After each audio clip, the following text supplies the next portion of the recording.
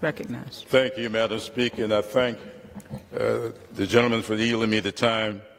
And I want to say to my colleague, Mr. Collins, that I wish to associate myself with the sentiments that you expressed here today. However, I also rise today to speak of how the tale of two kings has brought us to this moment in history. If he had been allowed to live, the day would have been the 90th birthday of Martin Luther King, Jr. Today, this august body stands ready to vote to disapprove of Representative Steve King's recent comments and condemn the evil concepts of white nationalism and white supremacy.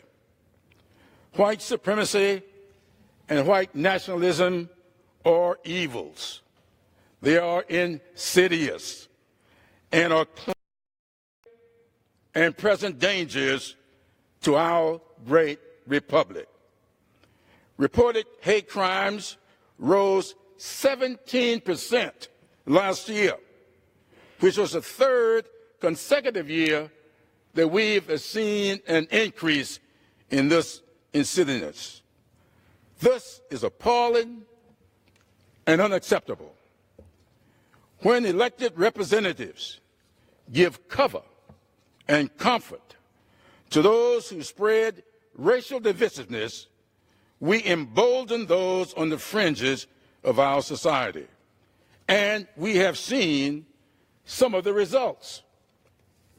The massacre of 9 parishioners in historic Charleston's AME Church, Emmanuel AME Church, at the hands of a young man who believed he would be, in his words, rescued by white nationalists after they took over the government, end of quote.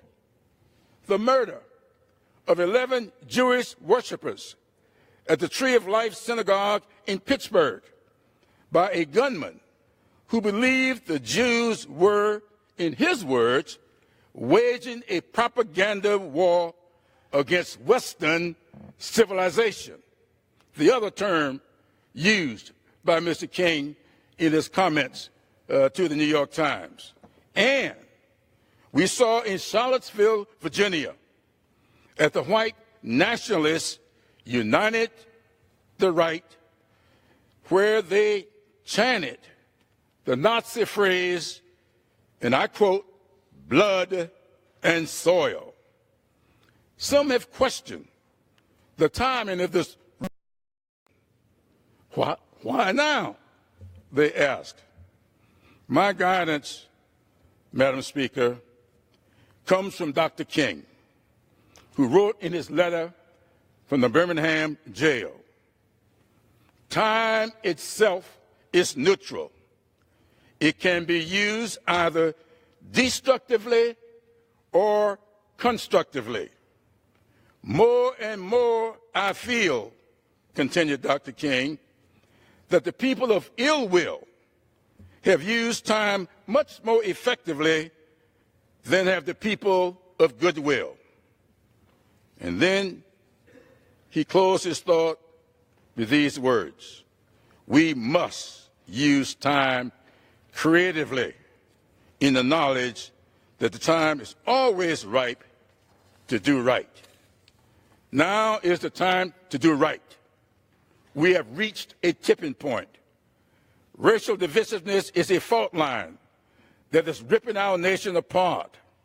This body must speak out against this evil.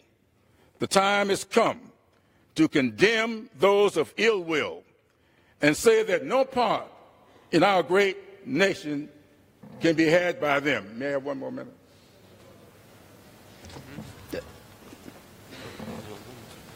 Does the gentleman want another minute? Yes. I yield the gentleman 1 more minute. Thank you.